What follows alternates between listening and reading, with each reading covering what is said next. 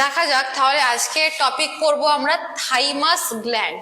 Thymus গ্ল্যান্ডের location কি হবে?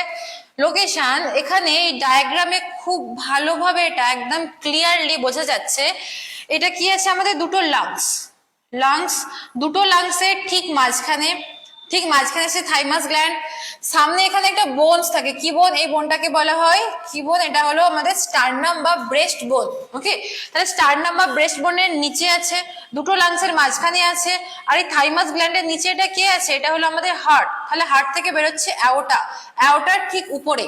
তাহলে লোকেশন হবে স্টার্নাম বা ব্রেস্ট বোনের নিচে, দুটো লাংসের মাঝখানে, আর অ্যাওর্টার ঠিক উপরে আছে আমাদের বাইলোব থাইমাস গ্ল্যান্ড। থাইমাস গ্ল্যান্ড কিরকম হবে? বাইলোবড। ওকে, তাহলে থাইমাস গ্ল্যান্ডের মেন যেটা হচ্ছে সেটা হলো এখান থেকে কি হরমোন আসে? থাইমোসিন। থাইমোসিন হরমোন খুবই ইম্পর্টেন্ট আমাদের ইমিউন সিস্টেমের জন্য। এর মেন কাজ হলো ইমিউন সিস্টেম।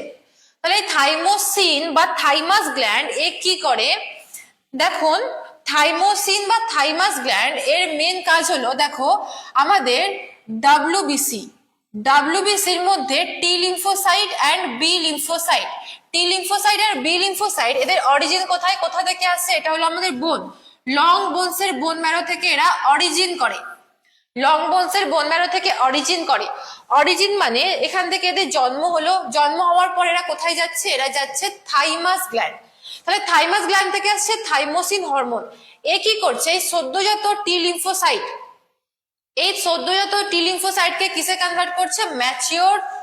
ম্যাচিওর টি লিম্ফোসাইটে। ওকে, তার মানে এখানে যখন টি লিম্ফোসাইট ছিল এটা ছিল ইম্যাচিওর বা একদম নিওনেট, একদম নিউ টি লিম্ফোসাইট। এটাকে কি করলো? ম্যাচিওর টি লিম্ফোসাইট। এর কাজ হলো ইমিউনিটি প্রোভাইড করা। কিরকম এর কাজটা? ঠিক কিরকম? এর কাজটা বুঝতে গেলে আগে আমাদেরকে কয়েকটা জিনিস জানতে হবে, সেটা আমরা জেনে নিই। দেখেন, এর কাজটা হলো, ধরুন এটা আমাদের বডি থেকে, আমাদের বডিতে বাইরে থেকে যে সব সাবস্ট্যান্স বা যে সব অর্গানিজম বা যে সব পার্টিকেল এন্টার করে, কি বললাম? বাইরে থেকে, আমাদের বডির বাইরে থেকে যে সব পার্টিকেল আমাদের বডির ভেতরে এন্টার করে তাদেরকে আমরা কি বলি? তাদেরকে আমরা এক কথায় বলি অ্যান্টিজেন। ওকে, কি বলবো? অ্যান্টিজেন। বাইরে থেকে যারা যারা আমাদের বডিতে এন্টার করবে সবাইকে আমরা কি বলবো? অ্যান্টিজেন। এই অ্যান্টিজেনের কাজ কি? এই অ্যান্টিজেনের কাজ হলো আমাদের বডিতে ডিজিজ বা রোগ তৈরি করা। এরা কি করে? আমাদের বডিতে ডিজিজ তৈরি করে।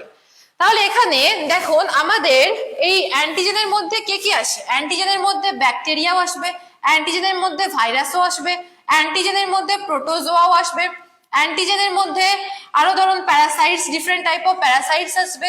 মানে এক কথায় যারা যারা আমাদের বডিতে ডিজিজ তৈরি করে, এটা তো বাইরে থেকে এসে আমাদের বডিতে ডিজিজ তৈরি করছে, তাহলে সবাইকে আমরা এক কথায় বলবো antigen. Foreign particles which invade into our body. তাহলে আমাদের বডিতে তো সবসময় অ্যান্টিজেন আসতে থাকছে, তাহলে কি আমাদের বডিতে সবসময় ডিজিজ হয়? ডেফিনেটলি হয় না। ডেইলি লাইফে আমরা এত সুন্দর লাইফ লিড করছি, সবসময় ডিজিজ হয় না, মাঝে মধ্যে ডিজিজ হয়। তাহলে এই জিনিসটা, এই ফেনোমেননটা কি? যখনই আমাদের বডিতে এই অ্যান্টিজেন এন্টার করে, যখনই আমাদের বডিতে কোনো অ্যান্টিজেন এন্টার করে, আমাদের বডির একটা ডিফেন্স মেকানিজম আছে। ডিফেন্স মেকানিজম মানে, যেমন দেখুন প্রত্যেকটা কান্ট্রি নিজের একটা ডিফেন্স মেকানিজম তৈরি করে রেখেছে, মানে একটা আর্মি ফোর্স তৈরি করে রেখেছে। বাইরে থেকে কেউ যদি আমাদের কান্ট্রিকে অ্যাটাক করতে যায়, তাদেরকে কি করে? তাদেরকে ডিস্ট্রয় করে দেয়। সেম ভাবে আমাদের বডির নিজস্ব একটা ডিফেন্স মেকানিজম আছে, যেটাকে আমরা বলছি বডি ইমিউনিটি। তাহলে এও সেম ভাবে বাইরে থেকে যখনই কেউ এসে আমাদের বডিতে ডিজিজ তৈরি করতে যাবে, তাকে কি করবে? তাকে ডিস্ট্রয় করে দেবে। ওকে, তাকে ডিস্ট্রয় করে দেবে। তাহলে আমাদের বডির ডিফেন্স মেকানিজমের আর্মিকে, আমাদের আর্মি হলো অ্যান্টিবডি। আমাদের আর্মির নাম হলো অ্যান্টিবডি।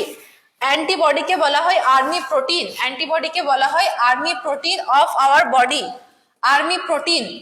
ওকে, তাহলে এ কি করবে? এ করে কি? এ সব ধরনের অ্যান্টিজেনকে ডিস্ট্রয় করে দেয়। এটাই হলো আমাদের ইমিউনিটির কাজ। আমাদের ইমিউনিটি কি করে? অ্যান্টিজেনের এগেনস্টে একটা অ্যান্টিবডি তৈরি করে।